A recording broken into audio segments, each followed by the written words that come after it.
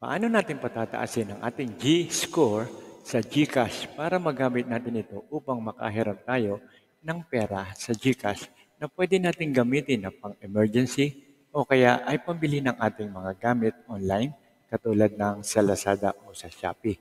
So ito ang siguradong paraan o mga tips para pataasin ang ating G-score sa GCash. Tara, usahan na natin. Unang-una, papaliwanag ko sa inyo na meron tayong tatlong paraan para makahiram ng pera sa GCash. Unang-una ay ang G-Credit. Okay? Ang loan amount na makukuha natin sa G-Credit ay mula 1,000 hanggang 30,000. Pero ito ay babayaran nyo lang sa loob ng 45 days. Okay? So, ito tayo sa G-Loan. Ang G-Loan naman ay makakahiram kayo mula 1,000 hanggang 125,000. Remember, 125,000. At ito ay payable sa loob ng mula 5 hanggang 24 months. Yan po yung nasa gitna, yung G-loan. Okay? At yung G-give, saka na natin i-take up yan. Okay? So, concentrate muna tayo sa G-credit, saka sa G-loan. Okay?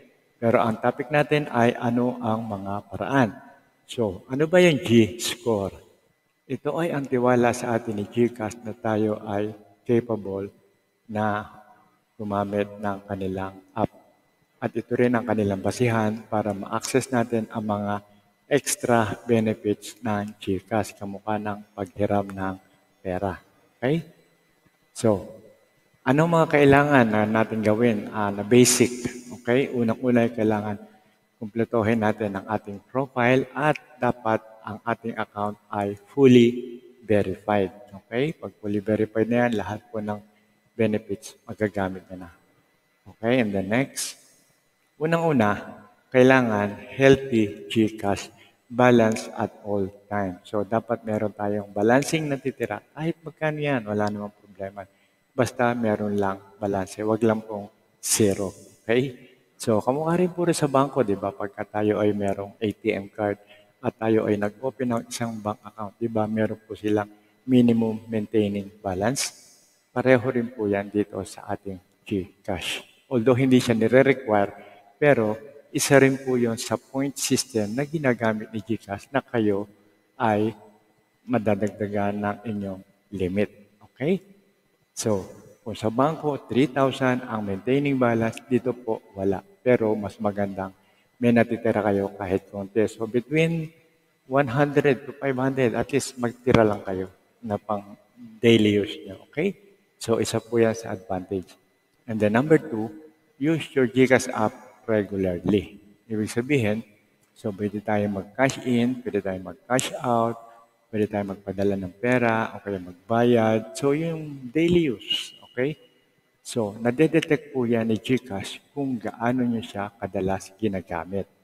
Isa po yan sa point factor. Okay? Pandagdag po yan sa ating limit. Okay? So, kung ginagamit nyo siya araw-araw, definitely magiging eligible kayo para sa mas mataas na G-score. Okay? So, let's go to number 3. Save and invest regularly. Okay? GCash, even a small amount every week will do. Nakikita niyo po yung piggy bank o savings account ni GCash. Kahit konti-konti lang po yan. Wala pong problema yan. Kahit minimum. Okay? Basta importante magamit nyo lang po yung features na yon. So, on top of GCash would also be definitely better for your score or G-score. Okay? So, next, number 4. Use as many features and services as you can. Ibig sabihin, yung pong halos lahat na makikita nyo dyan ng mga features na nandiyan sa inyong GCash ay kung magagamit nyo, hanggat maaari ay gamitin nyo. Okay?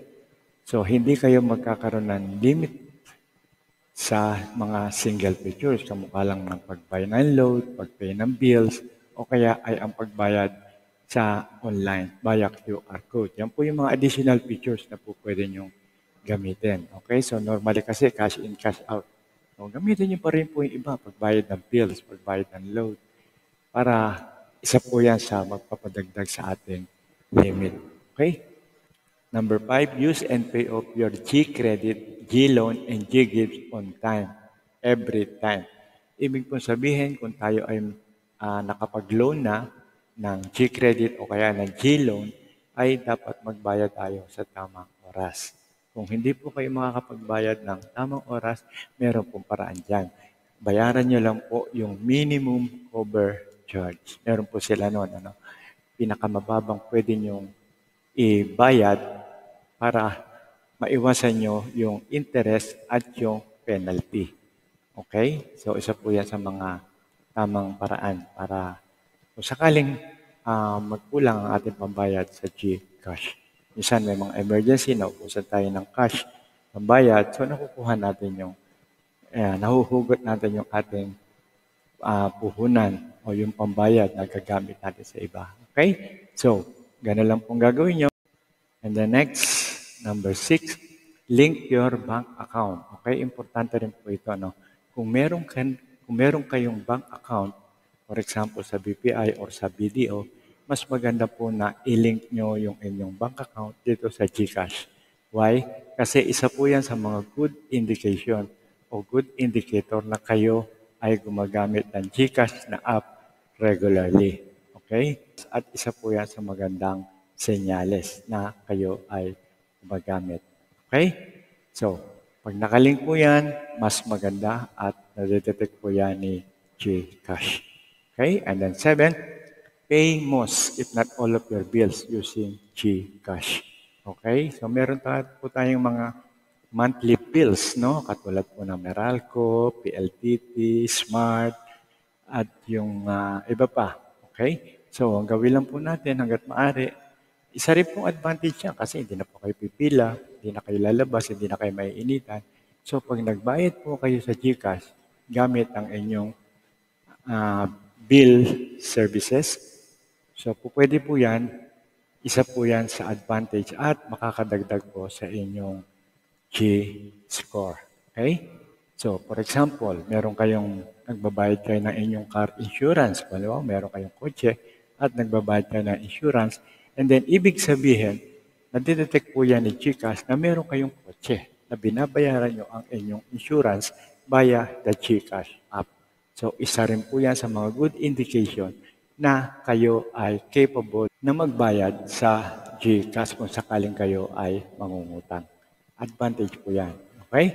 So kung kayo ay merong good GCash standing, ibig sabihin maganda ang inyong record, definitely yung inyong G-score ay madadagdagan. Automatic po yan. Hindi nyo po kailangan hindi po yan mano-mano. Automatic po yan na dinedetect ni GCash. At siya po mismo ang nagdadagdag sa inyong credit limit. Okay? So, next, if you have a high G-score, the better chance of getting G-credit, G-loan, and G-saves. Yan po yung diniscuss natin doon sa unang-una.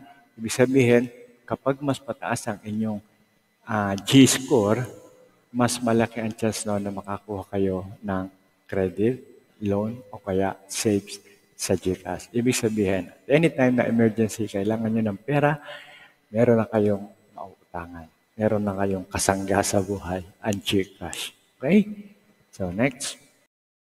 Meron din tayong video na kung paano tayo maglo-loan ng mula 1,000 hanggang 125,000. Yan po yung diniscuss ko nung unang-una dito sa video. No? Kung gusto nyo po mag-loan, meron po tayong video niyan at ibibigay ko po ang link sa description.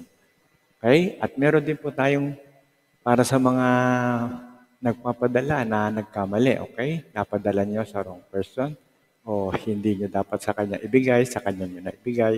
So, pwede pa po natin mabawi yan. May paraan pa po. Meron din po tayong video niyan at pwede nyo rin po panoorin dito sa page natin. Okay?